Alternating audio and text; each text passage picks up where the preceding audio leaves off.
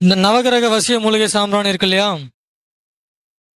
இந்த மூலிகை வந்து கல் உரல்ல தான் இடிக்கணும். கல் உரல்ல இந்த மூலிகைலாம் ரெடி பண்ணி கல் உரல்ல இடிச்சு இதோட சாம்பிராணி கலந்துங்க. சாம்பிராணி கலந்து மாலை 5லிருந்து 6:30 மணிக்குள்ள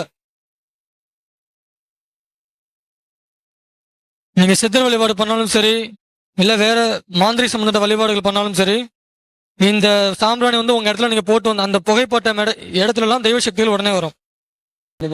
இது வந்து அந்த சித்தர்களையும் சரி மற்ற தெய்வ சக்திகளையும் வரவழைக்க உண்டான மூலிகை இது. சித்தர்களை வரவழைக்கிறதுக்கோ அந்த தெய்வ சக்தி உங்க இடத்துல வர்றதுக்கோ உண்டான மூலிகை இது.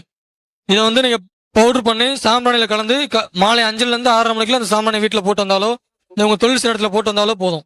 இல்லை நீங்க பூஜை இடத்துல போட்டாலும் சரி. என்ன சொல்றீங்க? சரி அளவு எதுவா இருந்தாலும் சரி அளவு.